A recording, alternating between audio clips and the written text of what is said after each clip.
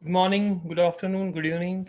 On behalf of Nepal Institute for International Cooperation and Engagement, I welcome you all to the International Conference on Understanding International Migration. I extend a very warm welcome to our distinguished moderator for this session, fellow scholars and participants who have joined us through Zoom and are watching us live on Facebook. We are very glad to witness your presence today. This international forum aims to bring together rigorous and erudite scholars working on the migration issues from all over the world over a single platform. This conference is a full day event with 11 different sessions, with two sessions running parallelly throughout in white and green room. The conference features 73 scholars from 25 different countries who will be delivering their presentations and sharing their understanding on international migration. The session is streaming live on YouTube, so please feel free to share it on your media handle with hashtag ICUIM2021. This is the ninth session of the conference. To chair and moderate this session, it's a real pleasure to introduce you to Dr. Peter T.C. Chang. Dr. Peter T.C. Chang is a Deputy Director of the Institute of China Studies, University of Malaya. Dr. Peter holds his doctorate from Harvard University, MS US Masters from Princeton Theological Seminary US, and Bachelor's from King's College London. His area of expertise are comparative philosophy, political theory and political philosophy, comparative religion, and social science. He has published several books such as Chinese Religiosity in a Post-Marxist China and Postmodern World, Bishop Jos Butler and Wang Yongming, a comparative study of their moral vision and view of conscience and others. Dr. Peter T.C. Chang, it's over to you. So. Thank you so much, Mujtaba. Thank you for the introduction. I'm very happy to be a part of a nice seminar again. I just want to thank Pramod for the invitation and gladly participate in this. So without further ado, because we do have time, a very packed program and speakers ready to present to us their insights. So I would just like to go now straight to our first speaker, and I've already had some time to get to know Neha. Neha Bansal is the India country head for the Global Fund to End Modern Slavery, associated with Asia Fellow, was an Asia Fellow at Harvard University Ash Center for Democratic Governance and Innovation, Asians Retold. I believe Neha's presentations today is titled Borders and Securitization of Migration. Neha, the floor is yours. Thank you, Dr. Chang. As I said before, it's been a pleasure to hear you this year. Thanks to NICE and thanks to Pramod. But, I've learned a lot hearing you over this year. So I'm absolutely thrilled that you're actually moderating the session that I'm part of. Thank you so much. And a warm welcome and thank you to the other panelists who are going to be joining today as well. Migration is a development phenomena. It is a humanitarian phenomena as people move across borders during humanitarian situations.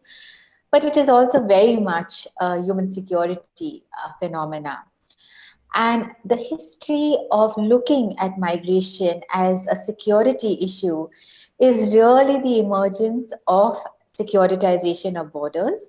And it started with the European Union in the 1980s. And thereafter, the other landmark for that was the US after 9/11. Now, both the European Union and the US looked at the securitization of borders very differently. And allow me a moment to explain that. Now, the European Union looked at the coming in of migrants as potentially disturbing the internal process on integration and public order. Whereas the US looked at the coming in after 9/11, the coming in of migrants as potentially something that they didn't know. They didn't know what was coming in, and sort of wanting to put up their borders towards terrorism, illegal entrance, and so you had that kind of approach. And the two sides took a very different response to that. So the US after 9/11 sort of went very much into saying that our borders are not strong enough. Our coordination among our internal bodies, our national bodies, are not strong enough. And so they really marked an overall of their system, which meant, coming together of 22 agencies, which now forms the Department of Homeland Security into one central immigration system. And so basically the point being that they sort of looked at their internal mechanisms, their internal process, and then said, okay, we are not prepared enough for what might be coming in. We don't know what might be coming in, so we need better coordination. Whereas the European Union went another way, which said that, okay, let us put our, defenses at the border much higher. So you have what is called Frontex, that became pretty much an organization that was, looking at, greater, more stringent immigration policies and so on. And of course, there were several human rights activists who went on, the other side to say that this is impinging on certain human rights, etc. So you have basically the emergence of securitization of borders, like I said, with the European Union and the US after 9/11. But in between these two and the different responses, like I explained, but in between these two, you've also had the emergence of authoritarian governments that have looked to create crisis after crisis domestically to say, okay, now we need to build up the nationalistic sentiment and we need to fortify our borders. And I have an example of that sitting right here from where I'm presenting, which is India. As many of you might know, in 2019, and just before COVID started, we had the National Register of Citizens and the Citizens Amendment Act, where we said, only certain citizens of a certain religion, that is non-Muslims, are allowed to come into the country and get, speed citizenship, and not the others. So this is broadly the background that I wanted to start off with regard to securitization of borders. What I want to present today is really some observations that I see at the backdrop of this little context that I've given. The first is that during COVID, what we found is that in Asia especially, you had almost a militarization in response to COVID, and that sort of being a response to the securitization of borders as well. So what started off with lockdowns, with travel bans, has become a situation where governments are now pushing that into a space of restricting access to information, restricting activism and dissent. And so it's a completely different nature to what we saw in the European Union and in the US. So you have, human rights, development professionals coming in to provide a response to communities in response and sort of upholding the public health system, but being called out for disrupting, national security, national peace, and, sort of being pushed down in under the name of activism. So you have in Cambodia, for example, the starting of the emergency law that came into effect, which cracked down on authorities in terms of, restrictions on social media. You had in the Philippines development officials who was charged with violation of the Heal as One Act because they were seen to be calling out the government for insufficient services. You have in Indonesia arbitrary arrests of individuals who were disrupting public order and going against the government.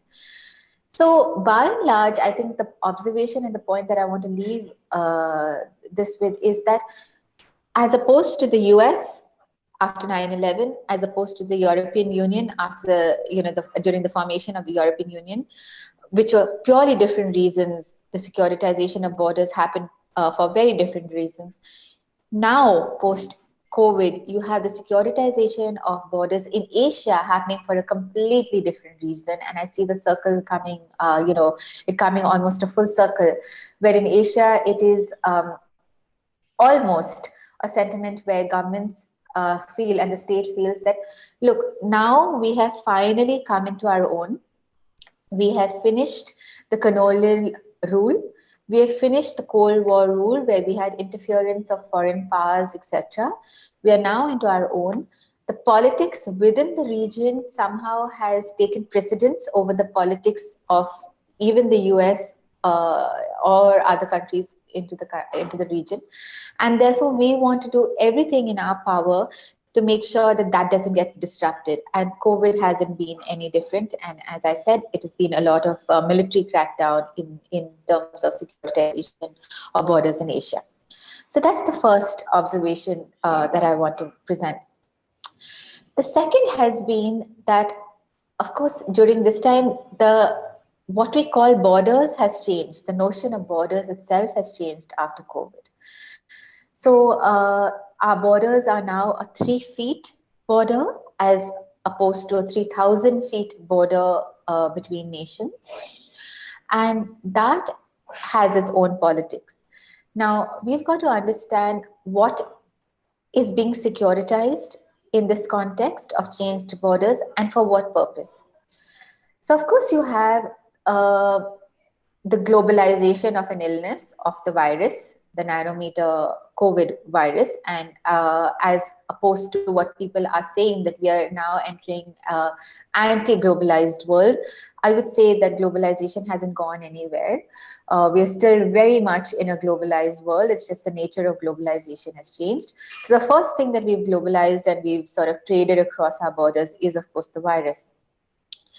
The second bit is that we are seeing the securitization of medical supply chains post-COVID, and not really, the securitization of borders.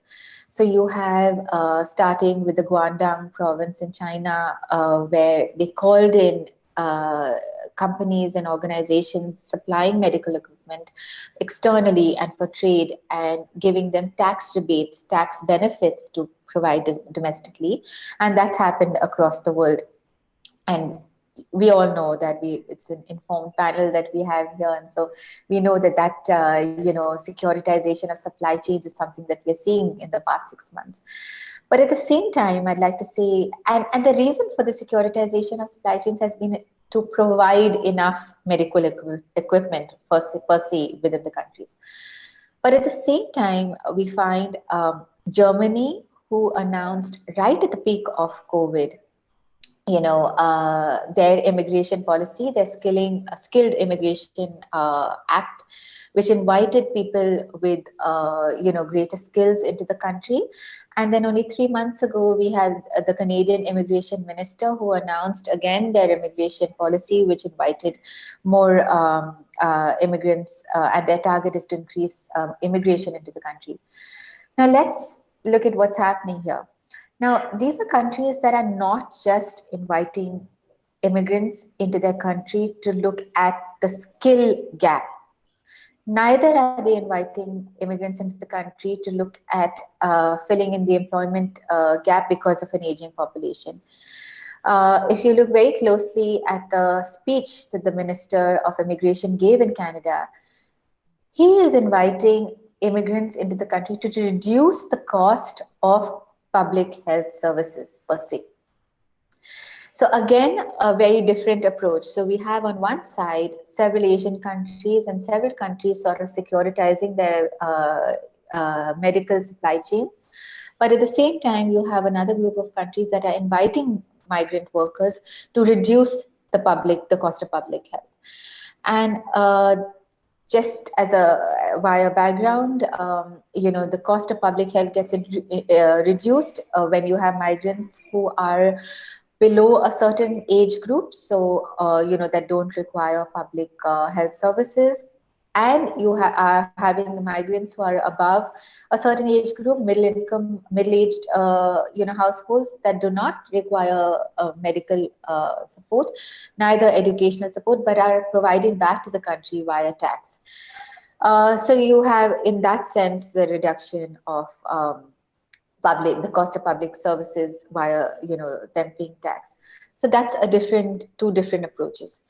So this was the second point that I wanted to place on the table, second observation. The third observation that I wanted to place is that, again, in the context of the securitization of borders, so you have the closure of borders, you have the securitization of certain supply chains, medical supply chains, and you have the migration of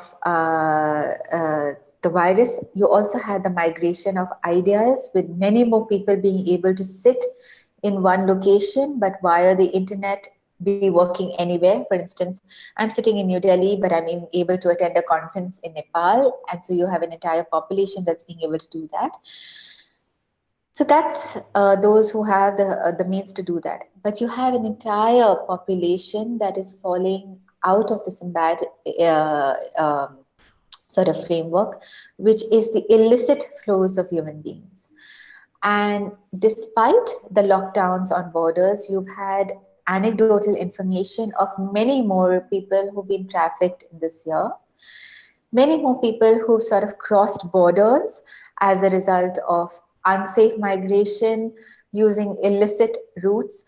So example being that even between India and Bangladesh, the number of women who've crossed over this year has been far more than any other year before.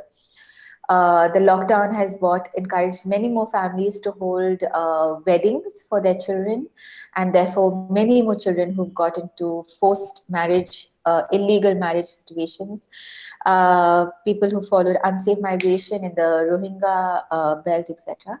So the point being that in spite of the securitization of borders during COVID, you have an illicit flow of human beings that's possibly going to continue.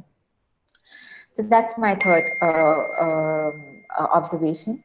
And the last observation is that we are, of course, in an economic recovery race. And so there will be countries that will be able to get ahead of this race, before the others. And I suspect it would be the Asian countries. China is far more better equipped to externally orient their supply chains as opposed to other countries, and so are the other Asian countries, Vietnam, Bangladesh, for instance. And so you will see a second cycle of securitization of borders when countries find themselves far ahead on the economic progress graph, and therefore needing to sort of follow certain protectionist practices. And therefore, COVID brought in one cycle of securitization, but you will see that again in another couple of years as countries emerge at different economic strengths. And also we will have newer players, not so much the US and the UK, but newer regional Asian players. And therefore, that's going to impact securitization. So these are just 3 or 4 observations that I wanted to leave the table with. Thank you. Thank you so much, Neha. Thank you. You just brought in a very good start to the panel, the complexity of the securitization of the borders, the different motives that lead to different countries opening up or closing up the dynamics. And this is still a very fluid thing, depending on how each countries respond to the COVID-19 crisis as well.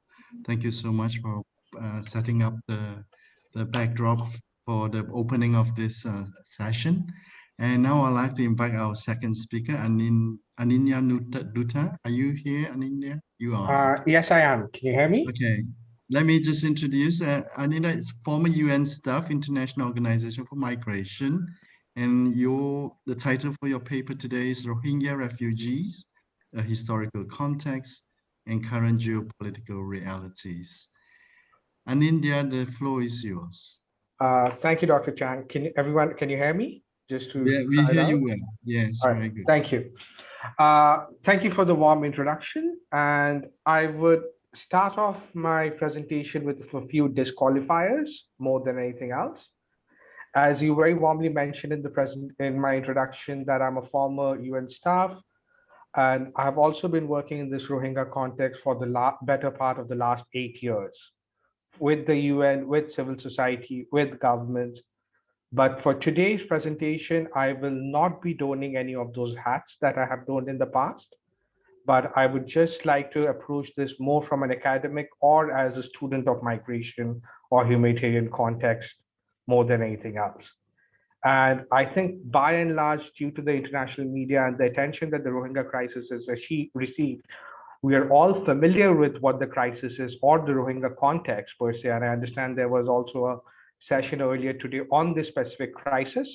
So I'm not going to go into the details of the crisis, but what I would like to do is I would like to take a look back at how this started, or rather from when this started, how the crisis has evolved over the number of years, and what next. And what next in terms of, these are not suggestions, these are rather some food for thought in terms of what the current context is and what are the challenges and what are the possible outcomes that there possibly is. With that, with your permission, I would begin. And just also to say that the slides are not a definite point, but these are just more thoughts or disjointed thoughts in my head that I wanted to touch upon on my presentation. But as a reference, I wanted to use these mechanisms. So for the most, like not for academics, but not for practitioners, in terms of the common parlance, it can often be assumed that the Rohingya crisis itself began in 2017, when we had the large movement of population from the Rakhine state to Bangladesh about 3 years back. But the fact of the matter is, and in common parlance, it's often unknown that the Rohingya crisis or the movement of Rohingya refugees actually started in the 1970s. It started in the 1970s. It was then there in the 1990s as well. And it has always been a circular movement. So by and large, we can very well, the Rohingya crisis is not something that came up 3 years back or 4 years back. It has been a protracted crisis. What has happened is there has always been a displacement of Rohingyas into Bangladesh, into the greater Cox's Bazar or Chittagong region. Once the situation normalizes in Rakhine, the Rohingya population moves back. Once again, there is an action by the military junta and other human rights violation, they often move back into Bangladesh. So this is a case of a humanitarian displacement. This is a case of a circular migration. This is also a case of a protracted crisis. And this is not something that has happened 3 years back, that we are at the beginning of the crisis. We were somewhere at the midpoint, given the fact that it's been close to 50 years. I think the first recorded movement, if my memory and if my information serves me correct, is 1978, but it may be a year or two earlier or later. The second movement was in 1992. That's when the most commonly identified movement is there, where you see that about 300,000 Rohingya refugee population moved into Bangladesh, and they were housed in 22 government refugee camps. Because another discussion or another point we heard that Bangladesh, that the Rohingyas are not recognized as refugees, or or Bangladesh does not recognize the Rohingyas as refugees. That is not the case. Bangladesh has recognized Rohingyas as the refugees in the 1990s when they moved in. They were recognized as refugees. They were supported jointly by UNHCR, the Bangladesh government, and other agencies. But afterwards, from 1992, around 1993, 1994, a large portion of this population were repatriated back into Rakhine. As a result of which, out of the 22 camps, it was only the 2 camps which were in existence when you moved to the 2000s, in 2008, 2010, and things like that. There were only 2 camps left, and in these 2 camps, there was approximately 35,000 population.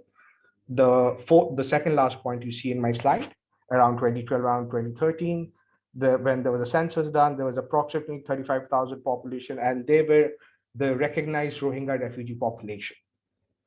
But alongside this, when I talk about the circular movement of population, the Rohingyas have kept on moving back and forth between Bangladesh and Rakhine. And this additional population had basically formed these makeshift settlements around these two refugee camps. The present day refugee context you see in Cox's Bazar, you see in Bangladesh, those who have visited or those who have read in the paper, they are mainly concentrated in two sub-districts in the Cox's Bazar district. And this population, they have basically settled around the two original refugee camps which has existed from the 1990s. Right now, of course, given the huge influx of population, there is no difference between what is the official refugee camp and what is the makeshift settlement or what is the new refugee camp as such.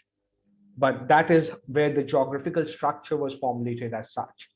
So around the 35,000 refugees until 2016, you had about 100 to 200,000 make the official terminology, if I remember correctly, were undocumented Myanmar nationals or forcefully displaced Myanmar nationals. There were about 200,000 population who were living around in the periphery of these camps. And as 2017, towards the end of 2017, when this large scale movement happened, majority of them shifted around this camp as well, or relocated or settled down around these camps. And one thing of interest, and because I feel that the Rohingya crisis or the refugee context is often referred to from 2017 onwards, there are certain important milestones that are missed out from before. One of which is in 2012, the UN, along with the Red Cross and the Bangladesh government, did introduce a national strategy on humanitarian response. This was a strategy which was endorsed by the government of Bangladesh through the Ministry of Foreign Affairs and other concerned departments, and which looked at a holistic response to the Rohingya situation in terms of delivering humanitarian aid, as well as other aspects of the Rohingya crisis. So it's not that the government of Bangladesh does not have a response to the crisis or has been doing this on an ad hoc basis or had been responding this to an ad hoc basis. There are institutionalized mechanisms which were existing from 2012 onward, 2012, 2013 onwards. And I myself was part of the initial team with IOM as one of my former hats. I was part of the initial team with IOM in 2013, which on the basis of this national strategy on humanitarian response, supported IOM to set up the operation to deliver the humanitarian aid in terms of medical support, in terms of water and sanitation, in terms of education, and in terms of nutrition and other necessities. That was one of my roles. So I also speak to you from that experience or expertise from previous time. Moving forward, as we quickly saw this thing, and when I also speak about the circular movement, there has been circular movement and there have been circular movement from time to time. There has been a very high increase in the movement. So in the present day context, there was a circular push in from Rakhine State around 2012, 2013, but that was not officially recognized or supported by the Bangladesh government. What I mean to say by that, they were very limited entry into the Bangladesh government or into the Bangladesh territory. Then in 2015, about 80,000 people did relocate at that time as well. And then in 2017, you have this large scale movement of 700,000 plus Rohingya refugee population. So before this 700,000 population as well, there has been Rohingya refugees in Bangladesh. As I said, it's the 35,000 official refugees, and the unofficial figures, of course, vary from your source to source, but about 200 to 300,000 Rohingya refugees. So right now, the total Rohingya refugee population of 1 million plus is actually encompassing this whole population from the 1992 up to 2020, and with the additional increase every year. And this population was basically now housed or are now housed in 34 refugee camps, again in the Greater Chittagong and Cox's Bazar region. Initially, they were allocated an area of 5,000 acres, and this is an area of prime forest land because this area was basically a national forest. So the government allocated this land for the settlement of these camps. But again, what I'm trying to talk to you about here right now is also the grassroots context, no more from a practical perspective. When we talk about the 5,000 acres, that land that has been allocated, that land has not remained steady at 5,000 acres, because the settlement, when the settlements are developed, or when the Rohingya refugees for their livelihood and other aspects, they're working, they're also going into additional forest land in the search of firewood and other sources of income. So this in 2018, 2019 was a big challenge, because the forest cover was being reduced very heavily, because it was basically all sand more rather than any coverage of greenery. These has been addressed to a certain extent right now, but still a lot more work needs to be done in this sense.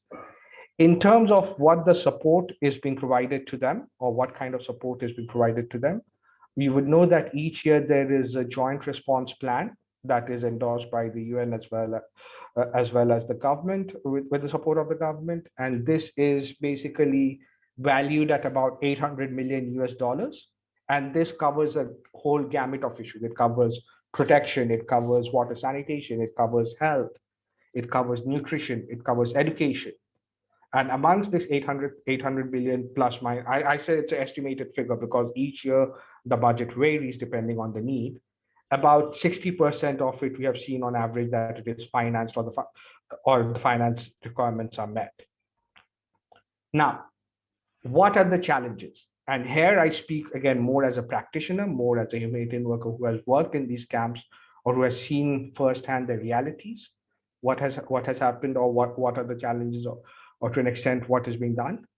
So one aspect that needs to be kept in mind is the population dynamics between the host community as well as the refugee community. Here, the host community, as per the census, this is a slightly outdated census of 2011, when the last official census was conducted. If I remember correctly, the host population numbers around 500,000, give and take, whereas the refugee population on its own is a million plus. So it's basically 2 to 1, or 2 to 1 ratio. And this often creates this sense of insecurity amongst the host population, because there's a feeling that the resources that should be that should be done there for the development of the host community, or for support of the host community, is being diverted to the refugee camps. I can give you anecdotal evidences, because I have also worked in Indonesia during the Andaman Sea crisis. This is, as you know, the human trafficking crisis, where a large number of Bangladeshis and Rohingya refugees were rescued in these countries. And rescued Bangladeshi citizens were basically instructed by the traffickers that you should identify yourself as Rohingyas so that you receive better aid in these camps. This was during the time of Eid that I have served in these camps. And I can tell you from my personal experience that in front of because the Rohingyas and the Bangladeshi nationals were housed separately. So in front of the Bangladeshi camps, there were no visitors or no any other provisions being made. But in front of the Rohingya camps, there was basically support. It looked like a festival where local population had come to provide support to these communities as well. So this is that systematic discrimination, whether it exists or not, that's a different topic. But from the host community perception, that is their reality, that they feel that a lot of the resources is being diverted or provided to the Rohingya or refugee context, but not so much for the host community. That is a very big challenge. You would see some of the major challenges I've highlighted is the destruction of forest land or forest cover that I have touched upon in my previous slide. Then I've also talked about the effects of the education system, and this is what we have seen in the initial days of 2017. Not in the previous cycle of the crisis, but the initial days of the 2017 crisis. What we observed was the fact that most of the schools and colleges in the area were closed. And why were they closed? Some of them were also being used as shelter or storehouses by various agencies. But a lot of the time, the teachers were being employed in the camps as volunteers or as program officers or other staff positions, whereas the senior students were working in these camps as volunteers. So this was also a challenge that was faced, that the education system, or for the host community, this was one of the major grievances in 2018, 2019, that this is the challenge that they face. Prioritization of the need for the host communities I've spoken about. Gender-based violence, unfortunately, is an ongoing issue in most humanitarian crises, and also Ananda, you have about a minute. Is that okay? Sure, I will quickly run through the rest of the slide there. Gender-based violence, you all know, is an issue, and also you got to keep in mind that the Rohingya as a community are ultra-conservative Muslims. Similarly, the Cox's Bazar as a region is a more conservative part of the country. So their gender-based violence or other related aspects are always a challenge. Law and order situation, I would not really speak upon that much right now, but I will touch upon in the previous next slide. I will quickly cover the last two slides in the minute or minute and a half I have. So something that we have, and these are my food for thought for more than anything else. There's always an insistence that the refugee problem is Bangladesh's responsibility to solve. But is it really only Bangladesh's responsibility? Because the refugee context or conflict did not originate in Bangladesh. It originated in Myanmar. What about holding Myanmar to account? There has not, compared to the pressure you see on Bangladesh, where is the pressure on the other side to come to a solution there? Then you have regional actors such as the Chinese government or the Indian government offering to support the repatriation process. But here again, in the last 2 to 3 years, we have seen the minimal progress of this. So here, perhaps the geopolitical realities have come into play. This is something that needs to be explored for something. Alongside this, one thing that I also want to continue to emphasize on is, without the continued international support from the various international community, a support to a refugee context is not possible for a developing nation like Bangladesh. But at the same time, the international community, there are always a number of priorities they need to address. You have the conflict in Syria, you have the conflict in Yemen, and other emerging conflicts as well. So in terms of the long-term solution, or in terms of the long-term responsibility for the Bangladesh government, or how they act on it, is the pressure on them justified? Thank you so much, Ananda. I really have to cut so that the others have the time. Yeah. Thank you, Dr. Chang. Thank you so much. I hope we will have more time towards the end during Q&A to pick up the very substantive presentation that you've given to us. Sure. Thank you. And I also want to give a note to the speakers. Afterwards, at the end, I really want to hope that you guys will engage one another. If you have any questions for Aninda, please do bring that up towards the end, okay? Sure. Thank you so much. So without further delay, I want to now invite our next speaker, Komal Patel, ICSSR Doctoral Fellow, Central University of Gujarat, India. Komal, are you there? Yes, sir, I am. Okay, Komal is going to present her paper, International Migration and Radicalization to Terrorism. Komal, the floor is yours. Thank you, sir. Thank you. As it so said, my title, International Migration and Radicalization to Terrorism. In my presentation, I tried to start with correlation between international migration and radicalization that leads to terrorism. An increasing number of immigrants and refugees continue their migration globally due to violence and conflict. Unfortunately, some are drawn into radicalization and become involved in terrorism. So after 9/11, the relationship between migration and security concepts has regained its importance. It has also triggered local xenophobic resistance, and gradually interactions with migrants living in the West have decreased. Migrants are regarded as a potential threat to domestic security. Consequently, migrants have felt extensive discontent caused by such discrimination. And discrimination is a powerful predictor of radicalization to terrorism. Marginalization or failure to integrate into the new society and environment upon arrival may be subjected to radicalization.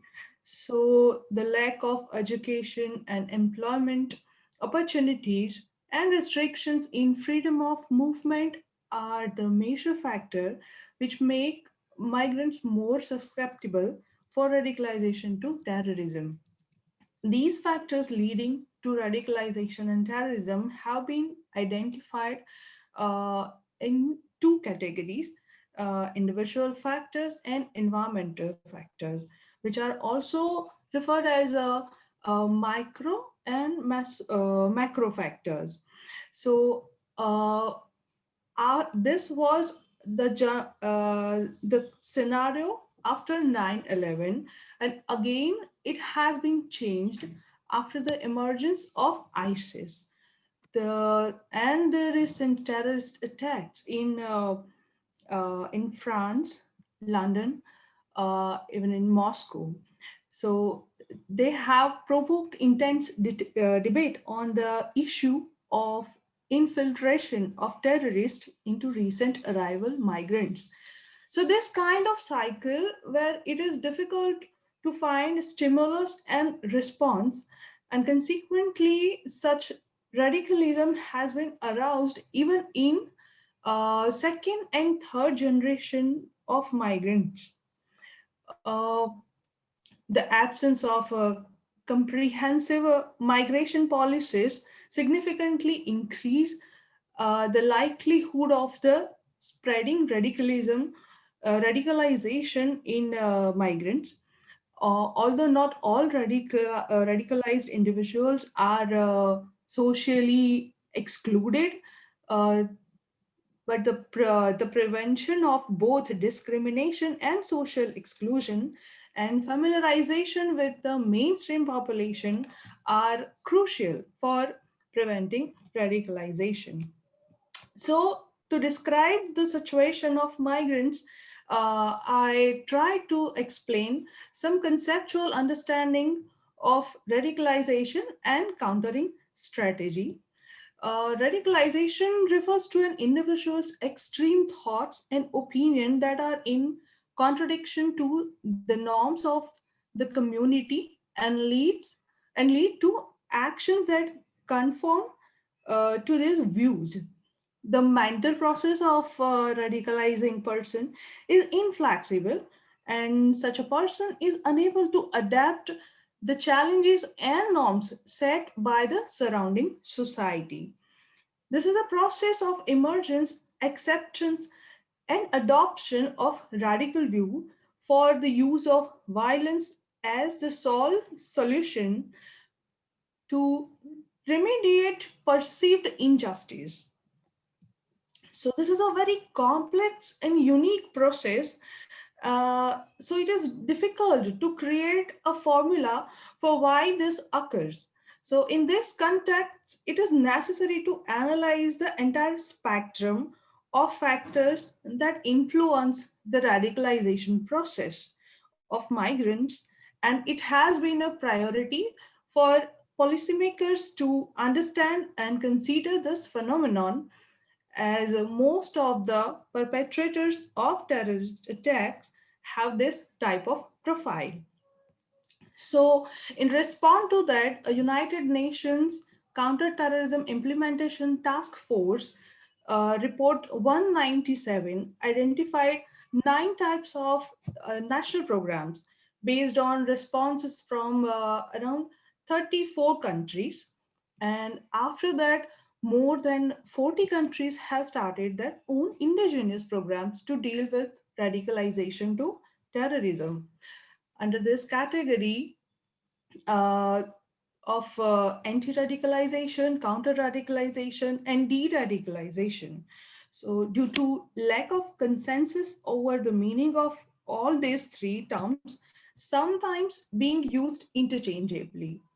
But uh, if we try to understand easily, the term anti-radicalization is mainly associated with programs aimed to protect segments of population that have only recently come under the influence of radicalization, and also covers measures related to detection and developing deterrence. And the term counter radicalization is used to describe methods to stop or control radicalization as it is occurring. And the term de radicalization usually denotes a process of individual or collective cognitive change from criminal, radical, or extremist identities to a non criminal or moderate psychological state. So, preventing and combating radicalization to terrorism requires close and coordination collaboration between all relevant stakeholders at all level of governance, including civil society. So, in that part, these approaches try to ensure that social and ethnic mixing is pursued in special planning policies as well as in social housing and access to education, which can be alternative to involvement in terrorist activities for migrants. So the next my sub theme is strategies to deal with radicalization to terrorism. No profiling tools exist for recognizing radicalization that could set radicalization apart from other forms of distress at any early stage, even for migrants. At least for the time being, professionals can rely on identifying distress and social exclusion, which are relatively common. So, on basis of that, some strategies are very successful, and some have mixed response yet. For example, in 2011, European Union's Commissions for Home Affairs launched the Radicalization Awareness Network. So the entire program's focus was first uh, on migrants and their second and third generation. In that program, uh, the Community Toolkit Project, Terrorism and Radicalization, which is also known as TERRA, the Community Policing and Prevention of Radicalization, are tried to develop and implemented. And in 2012, in German model, that relies on strong public-private partnership hosted and financed by the Federal Office for Migration and Refugee Affairs. One of the first international network for women's rights, Women Without Borders, was established in 2002 in Austria, after London terror attack in 2005. The British counter-terrorism strategy, also known as Contest, was introduced. Apart from that, in early 2015, the United States uh, hosted an international high-level summit on countering violent extremism and started to carefully introduce this concept as US community level to build on this national strategy to prevent. In such strategies, the aspects which are covered to first first approach is for social inclusion. For example, Norway is not confronted with large scale radicalization as it has developed a very successful integration mechanism for migrants. And nowadays, radicalization is taking place via the internet and social networks. So for migrants, it can be quest for belongingness or identity. In this case, countries like Italy, a special postal police unit uh, has been created to deal with all online radicalization that provide knowledge of different religion, their history, and the role of contemporary life. So migrant could know his or her identity and history as well as that of the host country. So here, I would say that such social, cultural, religious, and political inclusion of migrants is the best defense against radicalization. Komal, you have 2 minutes. Okay, so I'm about to complete. Providing Okay. it takes into account culture and religious aspect. So, despite migrants living in vulnerable communities prior to arriving in their host countries, they will resist radicalization and terrorism if they live in resilient communities in their host countries. Therefore, migrants living in vulnerable communities in host countries will be prone to radicalization and terrorism, even though they came from resilient communities before migration. Thank you, sir. Thank you so much, Komal. Thank you on this very important subject on the radicalization of migrants community. Um, Again, I hope to pick up, return to the subject during the Q&A with some questions afterwards. Thanks again, Komal.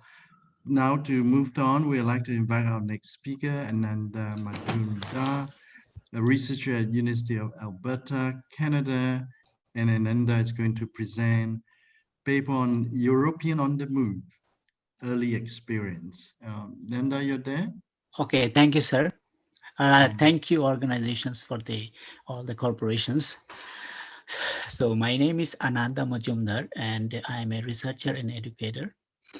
And I'm also a student at the University of Alberta and in the Faculty of Educations and the Harvard Graduate School of Educations, professional, which I'm taking a professional course CEEL program online. And I'm a researcher and educator at Antarctic Institute, Canada, Edmonton.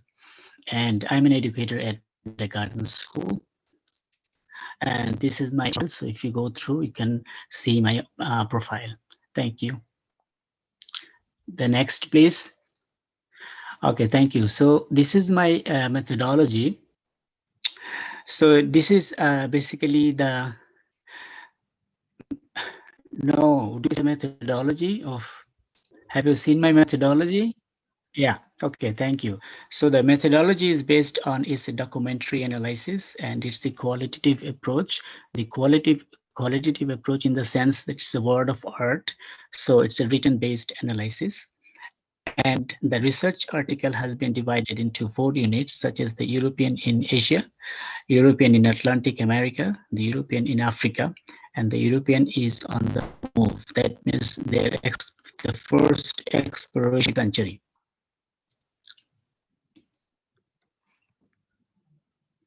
Next, please. Okay, thank you.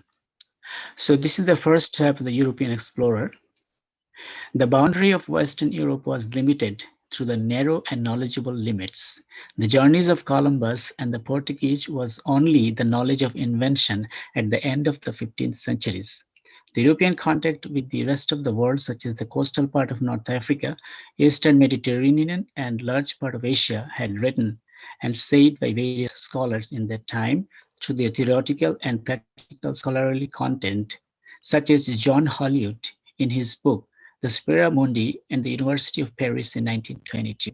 So the explorations about the outside of Europe on like scholarly things at the university levels and school levels. The common Europeans, they actually had it's very few idea to go outside of the Europe in that time and all this thing, which is in explorations. So it was an intellectual limitations and other geographical innocence. The background of Europe and its the connections with the rest of the world was not that the focused on the Europeans. It was a theoretical theme that the world can be circumvented. The implementations and its the practicality were not that they developed that anyone can claim that the land has been conquered. The limitation of knowledge was bound by the theoretical practices in academic places. So it was just a theory in academic practices, but not a practice in the field. The Columbus of that time was not able to claim his voyage to Asia from Europe due to his long distance and various geographic and oceanographic difficulties, and lack of the appropriate ships for the inventions. The limitation was through the medieval ship design agreements of the 15th centuries, which was not that high ambitions to extend the landmass from Europe to Asia. It was complicated to understand the circumstances of the earth and consequences of the inventions. The expansion of medieval Europe started from the 18th and 19th centuries when the Carolingian conquest of the pagan Saxons and the avatars in Central Europe. The Vikings also explored the trade route between the Ireland, Russia, and the Caspian Sea by retailers and from Scandinavia. So this is a Viking ship. You can see that the pictures and all. The next, please. Thank you. So European has explored Asia, Africa, America in various sources, like the Spaniard in Asia. It's not only the Spaniard, the British also came to India, but I just focus one by one as a brief. Like the Spaniard in Asia, the Philippines was the only country in Asia that the Spanish Empire in America was Peru and Mexico, which is called the New Mexico, and in Asia it was the Philippines. So during the colonial rule of Spain, the Philippines were threatening by the foreign rulers like Peru and Mexico. The Philippines was not a center for the productions for Spain, but a commercial relationships with Asia. The demographic picture of the Philippines, such as the Chinese Filipinos populations, was bigger than the Spaniard, resulting in a majority Spaniard populations in the islands of the Philippines. On the other side, the Spaniards in Peru and Mexico were half of the populations and made absolute Spanish rule in Latin America. So it was a completely opposite picture in New Mexico, like in Peru and Mexico, and also in Philippines. Like a Spaniard were the majority section over there, and Spaniard is a minority in Philippines. Now, however, the Philippines was another country that finally with the a new Spain. In 1521, the Portuguese inventor Ferdinand Magellan's explored the Cebu, the south which the earliest contact with Asia was possible with Spaniard rulers. The first Spices Island from the Moluccas, it was a big challenge in the conflict with the Portuguese on spices, product of the Philippines and the Moluccas. The Spain stopped to provide information about the Philippines due to the prosperous spices. The viceroyalty of New Spain became the official that helped for the succeeding voyages that attempted the Spanish positions in the island of the Philippines. The first Spanish settlement was established in Cebu, southern Philippines in 1565 by Miguel Lopez de Legazpi. The Legazpi finally controlled the Manila. In the northern island of the Luzon and Maine, Manila, a new Spanish town. The Manila was strategically the far east of the Asia along with China, and they also came to India. So it was one of the great steps by the Philippines, or I can say in Philippines, to occupy step by step in Asia. Now, this is another unit. I say it has been a 4 different unit. Now I can say the British in the New World, like British on the move to the United States and cross Atlantic. The British migrations to the New World was not that significant during the earlier period. Before the 15th, 18th century, basically the fishermen would go to the sea for cod and whales of Newfoundland coast. There only the exploration was to find sea routes through the Northeast Passage over Europe or Northwest Passage through America to explore Far East Asia. After 1580, the situation changed due to the conflict between the English and Spanish. The English privateer successfully attacks the Spanish shipping in the Atlantic. The England was busy for the settlement of the Greater Britain through the Wales, Scotland, Ireland, and the North Atlantic Basin between the 1584 and 1629. The settlement by England was not that suitable memory because of the various disasters by European diseases and by many other calamities. The native people were decreasing and the mysterious vanishing of settlers and many other things were happening during the settlement. The British settlement in the Atlantic did not impact their English identity.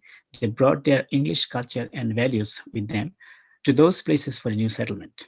After 1629, the mainland British colony had been divided into three phases. It was from 1630 to 1680, 1680 to 1760, and 1760 to 1776.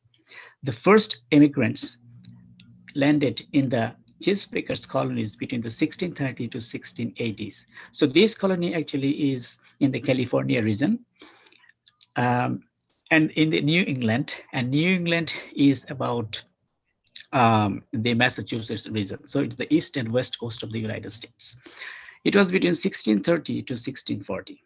Due to the population growth, fewer wages for the labor market, the rising cost of the living in the early and mid 17th centuries, the few Englishmen and women thought for migrations. They considered for a better living life in their native communities, in the small towns or in the Bristol and London cities. An estimated 500,000 people from England left their mainland to the transatlantic destinations. Estimated 70% population immigrated to America. Estimated 120,000 people immigrated to the Chesapeakers, which is the west coast of the United States in California regions, and estimated 200,000 people immigrated to the Caribbean, and the rest of the people settled in the New England, the Middle Colonies, and the Carolinas. So it is a vast explorations of the Caribbean islands and the United States, the west coast and the east coast from the United Kingdom. Next, please. Now, this is another unit of the Dutch and the forced migrations in Cape Town. So I already say the Asia, I already say in the North Atlantic, the United States, and now in Africa by Dutch, the Portuguese, British, and the Dutch. By the mid-18th century, Cape Town was first visible from a deck of a ship by a sailor. Dutch East India Company had their colony in Cape Town, South Africa, which has been showing by the Castle of God Hope at the top of the main road, a point of the city where the torture and the public punishment and execution took place. Company punishment has occurred from the gibbet, gallows, and castle. The captain was looking good to the travelers as a well-ordered colonial town, which is out to the sea. The colonial order and the punishment sites were scattered around the city in the name of Dutch law. It seems that the Cape Town is famous for the gibbet, gallows, and castles as its scenic beauty, but who knows how many innocent had been executed in it. So this is my word that I added here. Those gibbet, gallows, and castles areas are the sign of the company rules and system of discipline that had been linked each other among every colony of Asia and Africa. Dutch law could impose the capital punishment and forced migrations. The law had its various forms where the company control over the colonial people was limited and partial. Therefore, the company punishment had been named as the application of the laws. Who protest against the company, they would execute by the applications of the laws because of the disciplinary violence. The forced migrations through men, women, and children had occurred as the slaves. People had been exiled by the company law to Cape Town. Violence was terrible in the name of company law over those people who had been exiled forcibly at Cape Colonial Society. The forcibly Cape in 1653, the Cape Colony had been created for the transoceanic refreshment to the company ships and travel to the Asia and Europe. So the Cape Town in South Africa actually was a place for exile from Asian country like Ceylon of Sri Lanka, because those part also was a rule of the Dutch law, the Sri Lanka and others, and who did crime, including the Dutch officers and all these things. They sent this island to Cape Town of the South Africa as an exiles and all. So this place they made it like that, and also the sailors who came and they made this island like the destination of a travel destination of the entertainers and everything else. Now you look, this is kind of a mountain. If you see the present Cape Town city, you will see the same mountains and the Cape Town city, so it's the same mountains like Cape Town city. So it was really looks good. The thing is that because of the locations in the oceans surroundings, it was a great place for the Dutch to bring to settle the primers and exiles from silence and in Asia, especially from Sri Lanka and some other. Ananda, you And have 2 next, minutes. please. Ananda, you have 2 minutes. Ananda. Okay. Yeah, So 2 minutes. yeah, thank you. Yeah. So this is my presentations that I told you that I have in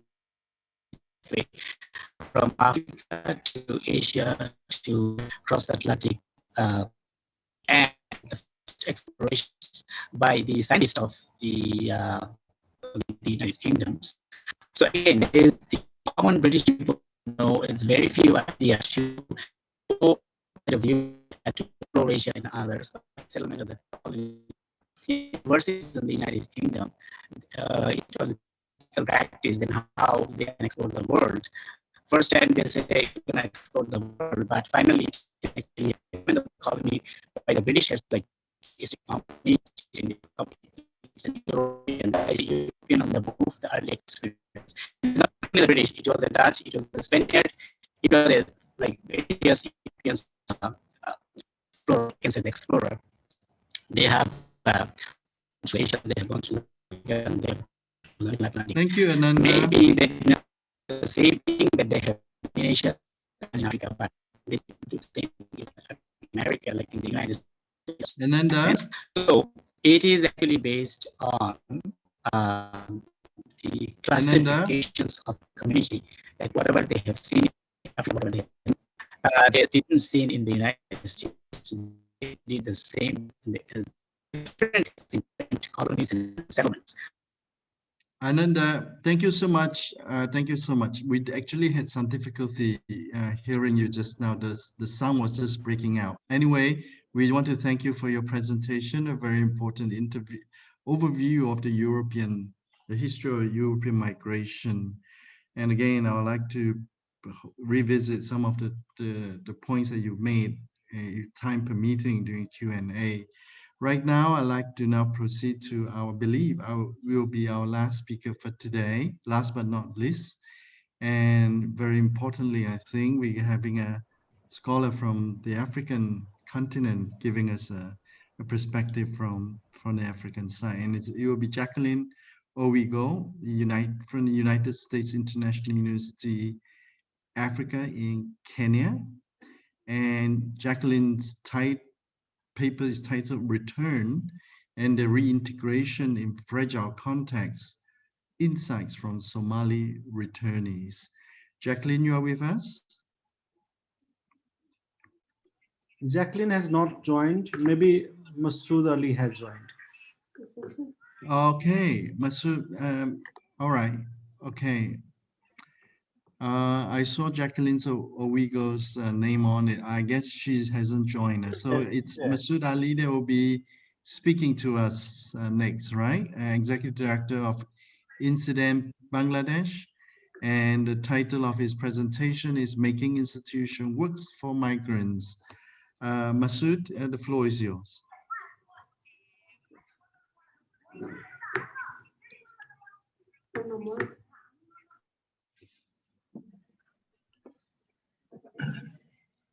Hello, everyone.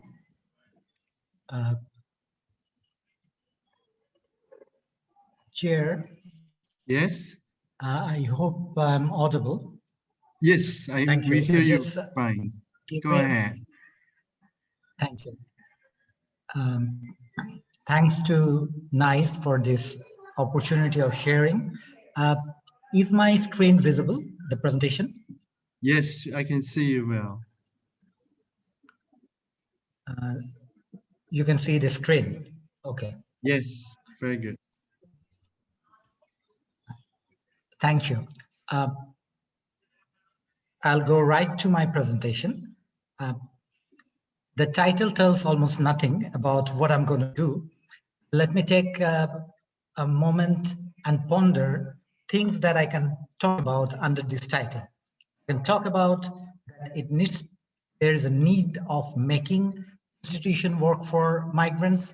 There are challenges of making institution work for migrants, ways of making institution work for migrants, experience of making institution work for migrants. Now, given the time I have, if you look at this range of questions, you must be wondering how long I'm going to bore you. But the trick of the presentation is I'll take you through a case study on an institution which we called Wage Earners Welfare Board. Now, why this board was formed, if you take a look to the global labor market over the period of 1990 to 2017, you'll see a large increase. And let me tell you how large it is. It is 871% increase in the flow of migrants over this period. And the main motivation of this flow was remittance income. If you look at it,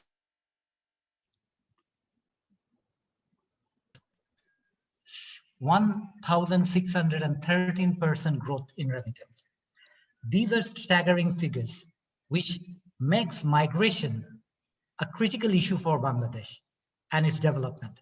If you look at the bottom of my slide, you see why it is. In 2020, only few countries in the world could make it a positive growth in their GDP. And Bangladesh is one of them. With our ready-made garment sector, remittance of our migrant workers had a lot to do with this positive growth rate during this pandemic. I'm going to cite data and analysis from a study that I did on Wage Earners Welfare Board during 2018. So this is how I look at an institution, its man, and the needs that people reflected on such an institution, and how we could reach a point where maybe some of this mandate could be translated into action. So this is the story I'm going to unfold. The vision, if you take a look at it, you'll find that it's all about welfare services of migrant workers and their family. It's critical that the government understood the mandate of this organization or institution, not limiting to individual migrants. Rather, it was expanded up to the family level. And if you look into the UN mandate on migrants and migrants' rights, it is clearly said the titling of that instrument is rights of the migrant workers and their family members. So I would give a plus to this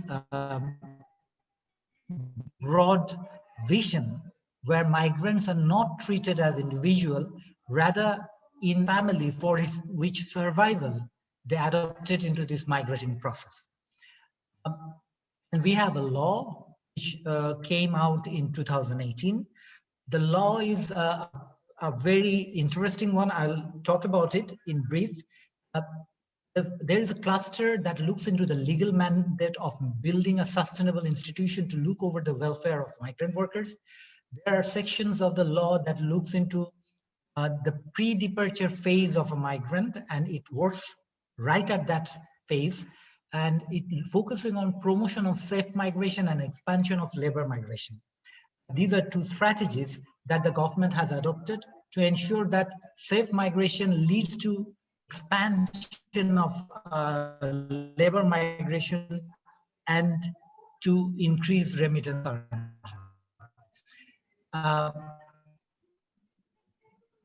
While a migrant is working at destination, if there is disaster, if there is abuse, exploitation in form of rescue, repatriation, protection and legal services, including compensation claims and claim for undue payment. And if you look into the return and integration phase, last phase of the migration cycle in the traditional form, the law talks about economic and social protection and legal services. So this looks comprehensive, and it builds further to address three critical aspects. One is support to family members, as I explained, and then death compensation. I'll give you a glimpse how critical this is, but let's, for the time being, rest there. And the last component which makes this act very special is its mandate to address the gender disparities and gendered concern within the migration process. It gives Wage Earners Welfare Board the critical responsibility of looking into the specifics aspect of migration of women in the labor market abroad. So if you look into the legal market, it has a broad scope, and it's an act that makes Wage Earners Welfare Board not to limit its services within the country. It's extraordinary at this phase of globalization. And when you're dealing with migration, that a body like welfare board should have ability to act in foreign lands where the migrants are. How far they're able is a question that we'll briefly touch upon, but let's say this gives a unique opportunity of a welfare body to expand its services to migrants, not at home only, but also abroad at destination. Here, a coordination between different ministries come in to play. Specifically, the Ministry of Foreign Affairs has to be coordinated to make this mandate work. And there are gaps like it doesn't explicitly provide guidance on for pre-decision phase for prospective migrants and remigration phase of returnees.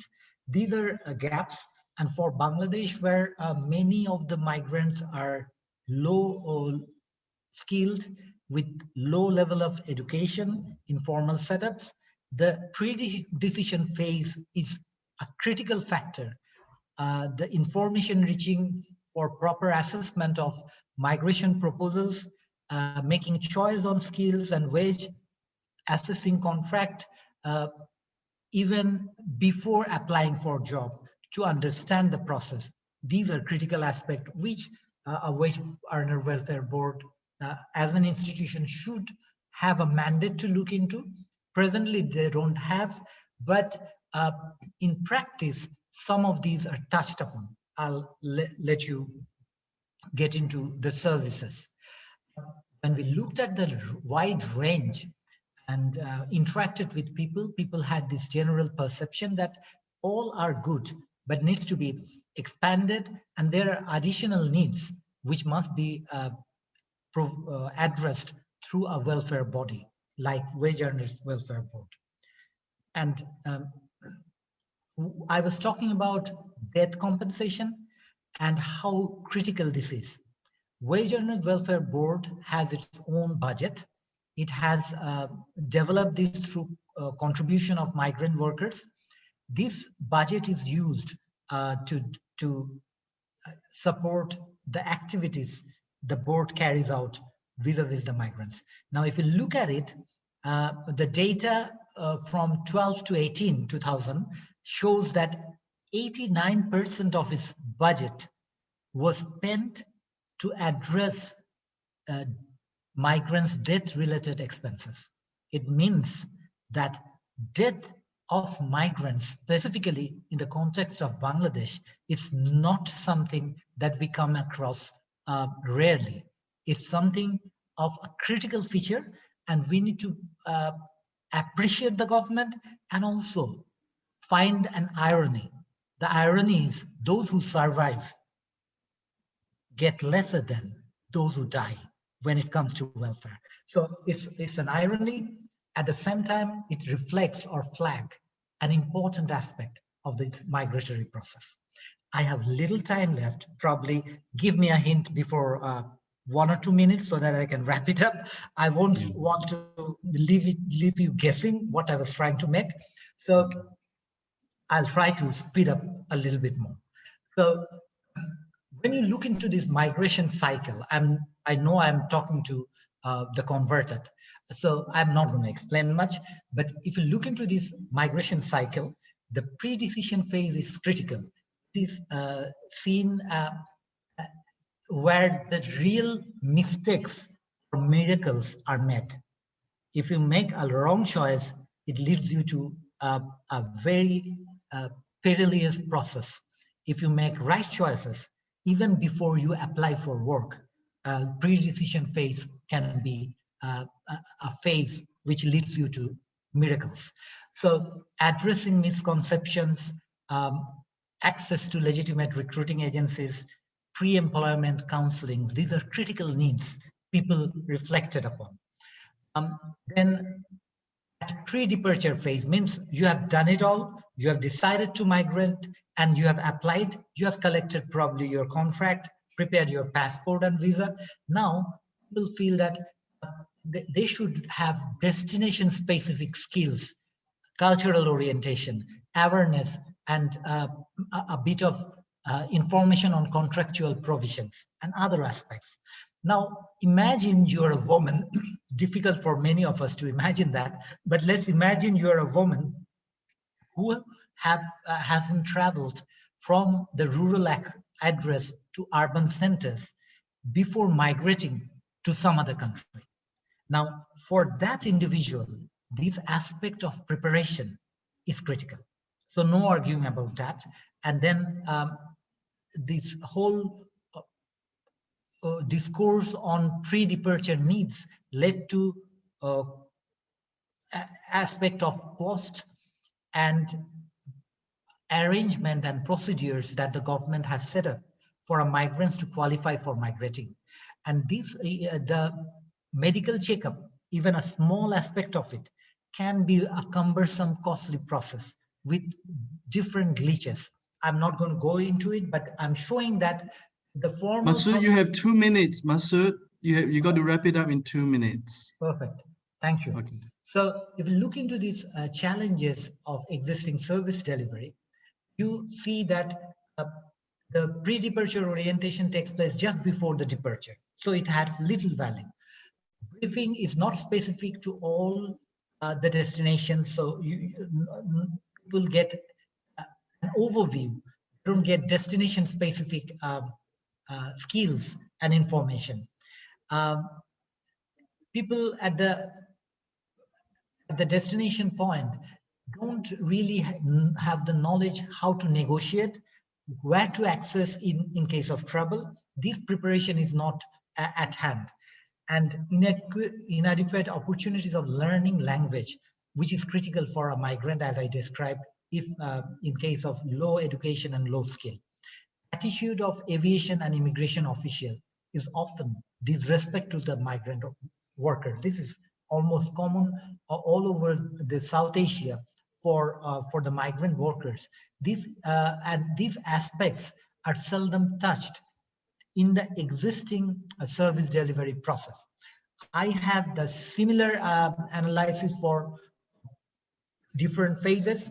I'm not going to burden you all on these aspects. I'm going to go right at the end of my presentation where I talk about how people see the opportunity of mitigating some of these challenges.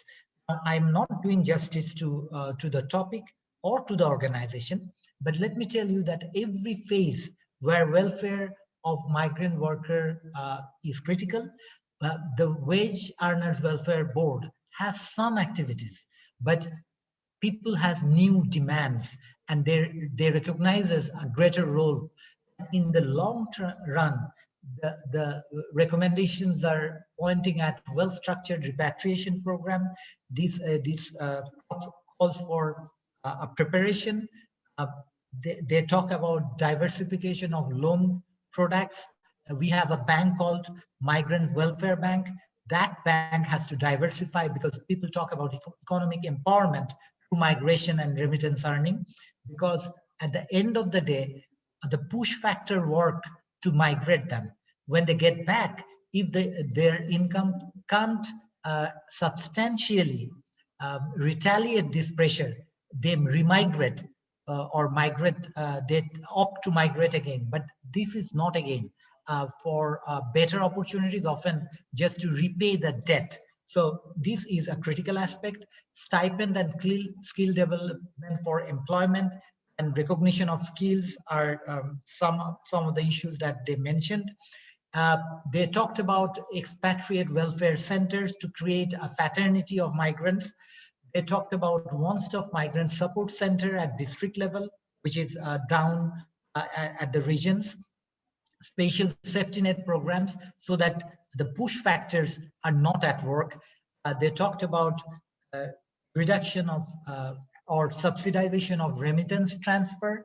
If that's not done, many opt to remit through informal channels, which is a drain for the government revenue. So they think it's wise to invest in reducing the cost.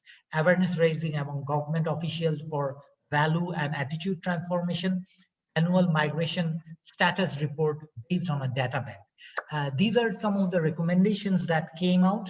And if you look into the core of these recommendations, you would see that making institution work for migrants is a process. It takes time, resources, and commitment.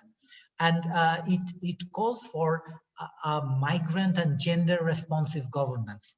These are the two critical aspects where our laws, I would say, have woke up, but still institutions are slipping because they don't have what it takes to translate some of these legal mandates in favor of migrants and the women in specific. Thank you all for your patience hearing. Thank you so much, Masud. Thank you very much. There was a very effective case study in terms of presenting to us the importance of the role of institutions in shaping up the destiny of the migrant workers, whether it will end up as, in your term, a miracle, or it could end up as a tragedy. Every step they take, the institutions can play a critical role in deciding how their experience as a migrant workers will end up. Masud, you have given us a very, very detailed practitioner's insight look on the subject matter. I really appreciate your presentation. I'd like now to open the rest of the session for some Q&A.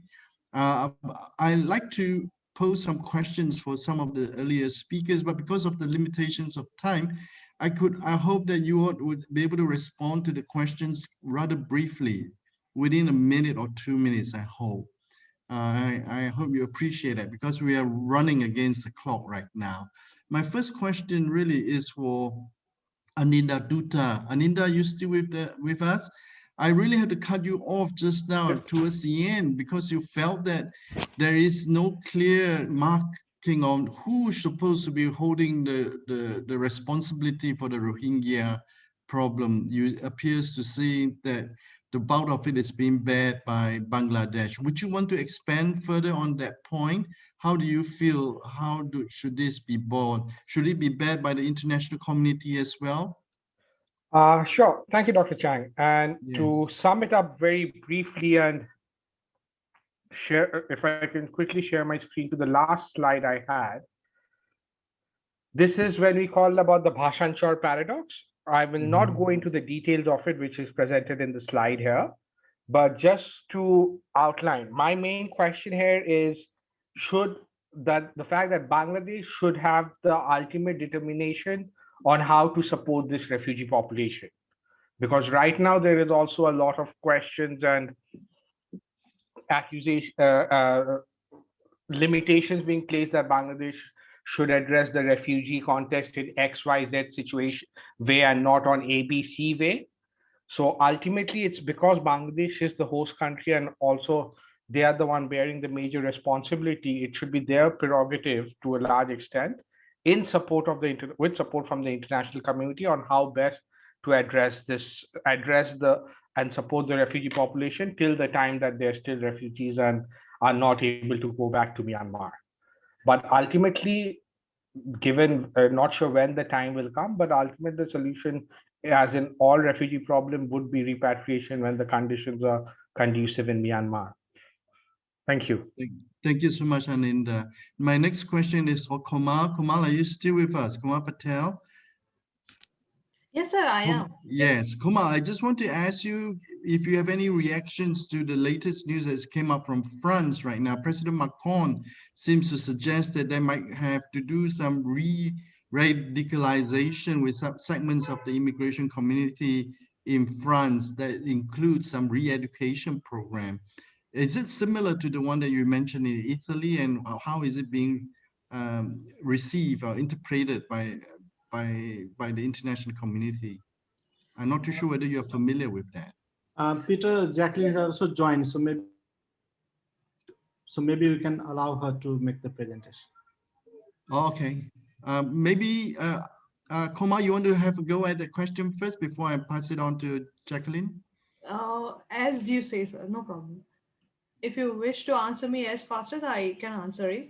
Yes, Yes. what you said that in France recently the strategies introduced, obviously that are the part of such counter-radicalization strategies regarding education, and obviously that is for migrants. All the main focus is the migrants and their generations, and in that they are also trying to include the cultural and religious aspect for the same.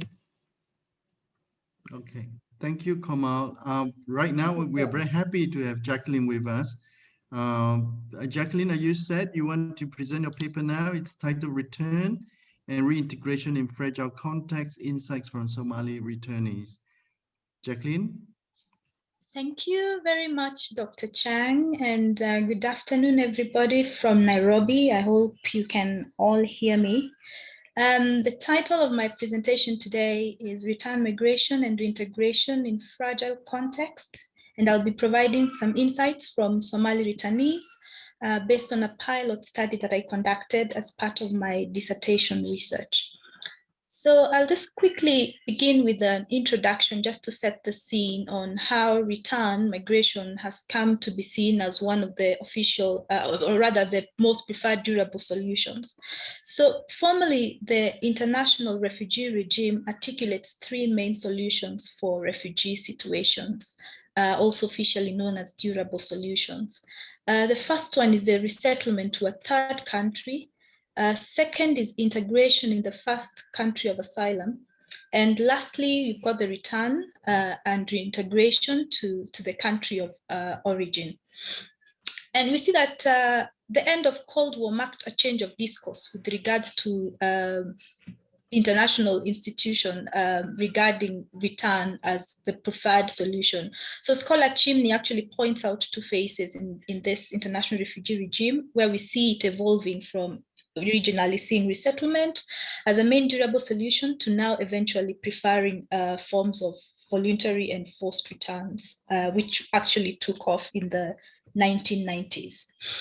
So I just want to provide findings based on a case study that I conducted in Somalia with returnees returning from Dadaab camp in Kenya. So I'll just provide a little bit background on that. So we see that return of migrants and refugees to their country of origin has become a top political issue worldwide. And my study today presents the findings based on a pilot study that I conducted. It was an exploratory study that was designed to gain insights on the context and also assess the feasibility and validity of the data collection instruments that I designed. And the study was conducted in Kismayo, Nairobi, and it entailed a qualitative primary data collection through semi-structured interviews that covered three migration phases, which is the experience of the returnees before migration, the experience in the host country, which is Kenya, the Dadaab camp, and also the post-return experience, focusing on the return reintegration, their return decision and current challenges to reintegration. So the main focus of my study today will just to point out the challenges of reintegration that they're facing. And there's a question around, fragile countries like Somalia. At what point do we say that, returns are actually sustainable? So we see that in the recent times, the number of returnees engaged in return migration in Somalia has actually increased.